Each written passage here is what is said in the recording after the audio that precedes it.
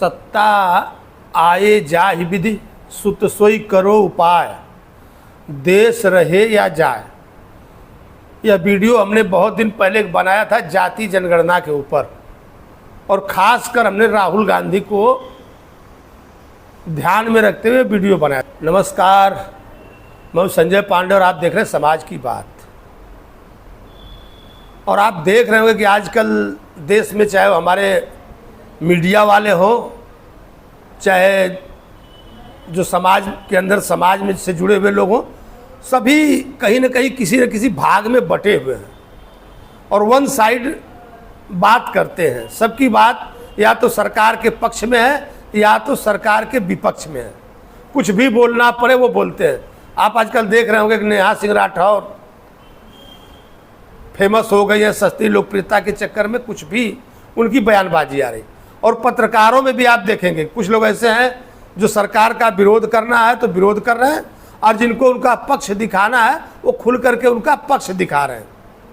लेकिन कुछ हम लोग जैसे भी लोग हैं जो न इधर के हैं न उधर के हैं, क्योंकि उनको सिर्फ सच दिखाना है। वो जो लगा कि ये बात सही है उसको उनको दिखाना है।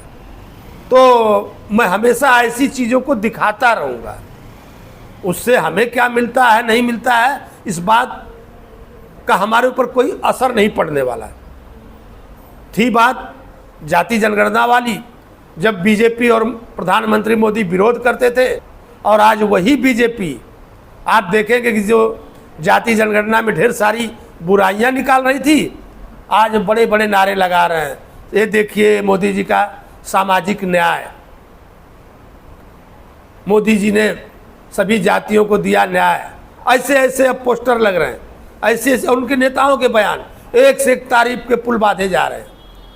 और यही कुछ महीने पहले उसकी बुराई कर रहे थे कि राहुल गांधी जिस जाति जनगणना की बात कर रहे थे तो तब यह मोदी सरकार उसका विरोध कर रही थी। और आज जबकि सब कुछ शांत हो चुका था, करीब करीब जातियों की बात, जो जाति जनगणना की बात थी वो कभी कभार होती थी, लेकिन एकाएक चौंकाने वाले अंदाज में आए प्रधानमंत्री जी, कैबिनेट की बैठक बुलाई और उन्होंने कहा कि जो सर्वेक्षण है इसके साथ साथ जाति जनगणना भी होगी, यानी आर्थिक आधार पर, राजनीतिक सामाजिक आधार पर होगा, साथ में जातिगत जनगणना भी होगी। तो आखिर ऐसी कौन सी मजबूरी आ गई जो वह राहुल गांधी को इस बात के लिए कोसते थे, आज उसी नक्शे कदम पर चल रहे? तो क्या जो बिहार के आंतरिक सर्वे थे वो सही नहीं थे? राजनीति में अगर आप उस पर नज़र रखेंगे तो क्या जो बिहार के सर्वे आए थे, जो आगे इलेक्शन थे, तो उसमें कहीं ना कहीं क्या एनडीए पिछड़ रहा था? आखिर उनको जाति जनगणना का सहारा क्यों लेना पड़ा, जिसका वो कड़ा विरोध कर रहे थे? और मैं आपको बताता चलूं कि राहुल गांधी जब जातियों की बात करते थे तो कहीं न कहीं सत्ता उनके भी मन में थी कि किस तरह से जातियों को साधा जाए। सभी लोग किसी न किसी तरह से सत्ता पर अपना कब्जा जमाए रखना चाहते हैं। आप देखेंगे कि अभी बिहार इलेक्शन हुआ, जो खास बात है, आपने ध्यान दिया होगा या नहीं दिया होगा, आपने देखा होगा कि अभी अभी जो राष्ट्रीय स्वयंसेवक संघ के मुखिया मोहन भागवत जी प्रधानमंत्री से मिलने आए थे। तो कुछ लोग का कहना था कि वो जो आतंकवादी हमला हुआ है उसके बारे में मिलने आए होंगे।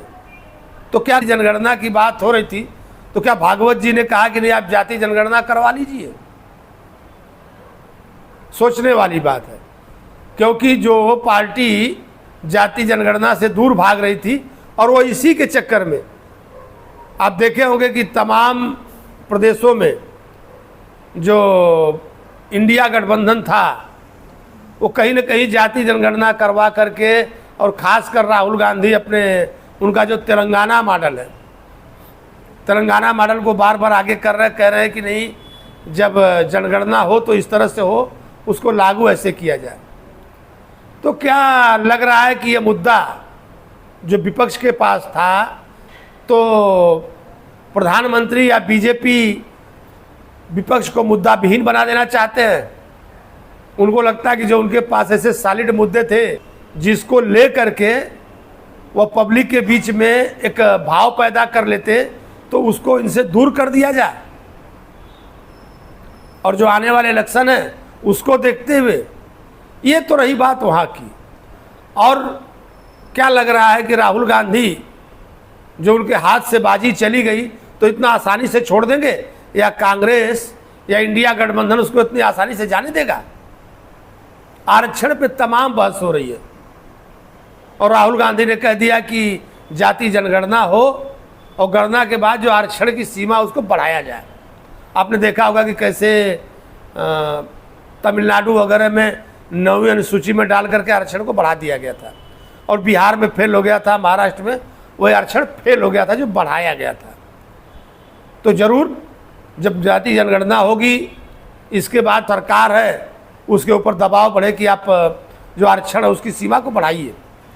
तो देखिए, आरक्षण में बहुत कुछ बचा नहीं है, बहुत सारी नौकरियां नहीं बची है। उसका उदाहरण आपको बताता हूं कि ज़्यादातर 1 साल के अंदर अगर आप लोग देखे होंगे, लोग करे, प्रधानमंत्री कह रहे थे हम 2 करोड़ नौकरी देंगे, विपक्ष में जितनी सरकारें हैं हम लोग, आप इतनी बड़ी जनसंख्या में आप किसको किसको नौकरी दे सकते हो और कहाँ से सरकारी नौकरी दे सकते हो?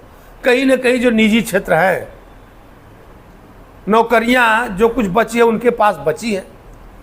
और मैं आपको बताता चलूं कि राहुल गांधी ने एक शगुफा और छोड़ दिया। उन्होंने कहा कि जो आरक्षण है इसकी सीमा बढ़ाई जाए और उसको बढ़ाने के बाद जो निजी क्षेत्र है उसमें भी आरक्षण दिया जाए। ध्यान दीजिएगा इस पॉइंट पर कि निजी क्षेत्र में आरक्षण दिया जाए।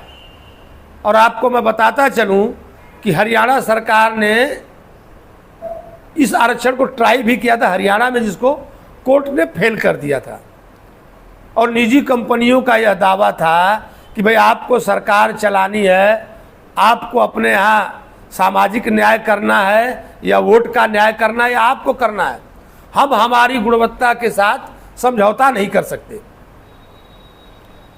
उनका सीधा सीधा कहना था और 2 टूक कहना था कि हम लेंगे तो जांच परख के लेंगे, हम आरक्षण के नाम पे किसी अयोग्य व्यक्ति को अपने कंपनी में नहीं रखेंगे। सरकार इस अयोग्यता को भले ही अपने सर पर लेकर के ढोए, लेकिन हमारे यहाँ नहीं चलेगा। और बात भी सही है, उनका पैसा, उनकी कंपनी है, तो वो आपके इस फार्मूले को क्यों अपनाए? तो कहीं ना कहीं आगे चल करके टकराव बहुत बड़ा होने वाला है, क्योंकि जो कंपनियां हैं लोग डिमांड करेंगे कि जो निजी क्षेत्र है आरक्षण दे, और निजी क्षेत्र कहेगा कि भाई हम आरक्षण के चक्कर में, आपके वोट के चक्कर में मैं ऐसे लोगों को नहीं ले सकता। तो वहाँ पर टकराव निश्चित है। लेकिन हमने कहा है कि ये है वोट की राजनीति, और इस देश में शायद जब तक लोग कहते हैं कि लोग बड़े जागरूक हो गए हैं, लोग शिक्षित हो गए, लेकिन मैं बार बार अपने वीडियो में कहता हूँ कि ऐसा अभी कुछ भी नहीं है।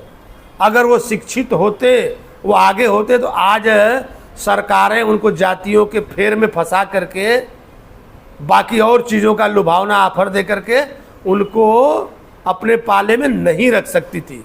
वो सरकार से पूछते, सवाल पूछते कि क्या सही है और क्या गलत है। फिर मैं अपने अगले वीडियो में मिलूँगा, तब तक के लिए धन्यवाद।